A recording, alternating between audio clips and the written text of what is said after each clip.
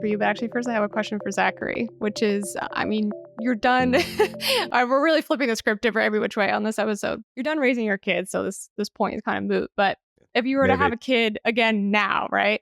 I feel like the practical suggestions that Jonathan gives in the book around social media use at what age and like how to do it are very, like, they're not extreme. They seem very realistic to me. And I don't have a kid, but even this, like, I remember my boyfriend's at the time little sister was 12 when she got a social media account, and she did have an issue. The parents found out that she was talking to some man who was 50 years old in some other state. You know, just that one possibility would be enough for me to be like, yeah, let's follow these practical suggestions. So the question for me would be like, why not do that? Because you're not. Can I just list the forums so we know what we're talking about here? Because this is the key to the whole book.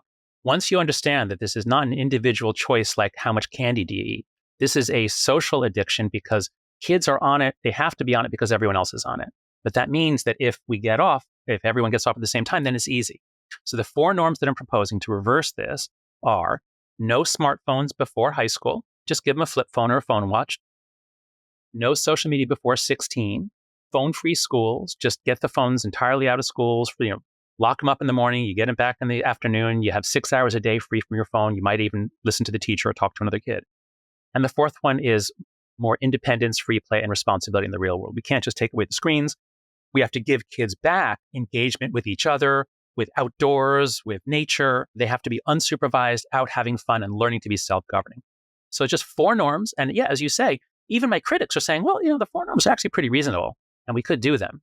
I was probably predisposed to be more lax about all these things, but that was more of a lattice of things, including drugs and drug use, and that societal fears about inputs into childhood, I think, are excessive. Now, some of that you agree with, John, because the whole play-based childhood thing, a lot of the absence of that was based on societal fears about, oh my God, they're going to fall, they're going to hurt themselves, they're going to do this. Mm-hmm. So again, there's a degree of like living in a city where a lot of the motion is pedestrian rather than cars. Get a little more of that. The bicycles are crazy these days. The e-bikes, they're really dangerous. Well, that's true too. I did agree with like limiting TV time. So before the social media stuff, now, my wife and I might have disagreed about whether it should be an hour a day or an hour and a half, or whether it should be 2, meaning there was a debate over the amount of time. There was not a debate that there should be an amount of time that was finite and established as part of a balance, right? And did happen very quickly and hard to discern. And I felt like a lot of the people who were most adamant about like putting tracking software on their kids' computers or shutting off the internet for the house were much more part of that lattice of fear that also segued with don't let them walk to school alone, and don't, it was hard to find someone who was like, go walk to school alone, but don't do social media, right? And so I tended to err on the side of let's try to have them establish some degree of balance. If they're still having conversations, if we're still together, if they're still engaging, things are probably okay.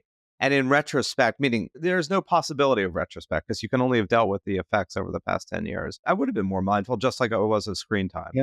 Yeah. Screen time then being just like iPads and movies and TV. It wasn't social media. That's right. I was just thinking the other day how much I lament. I gave my son a smartphone in 4th grade when he started walking to school. I gave him my old iPhone because we didn't know any better back then.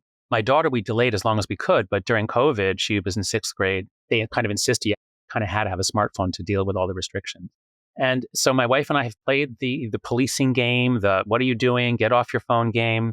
We've tried various things. And our kids are doing okay. They never had huge addiction issues.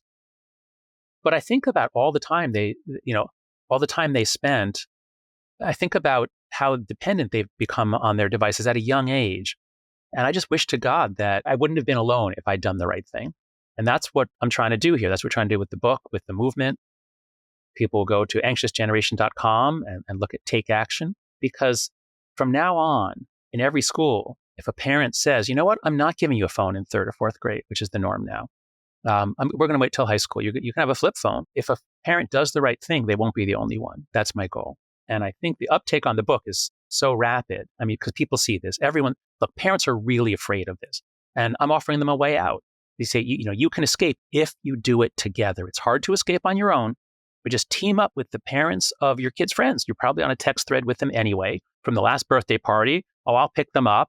So you're already communicating with the parents of your kids' friends. So just do it together and it becomes easy and fun. That really is the key.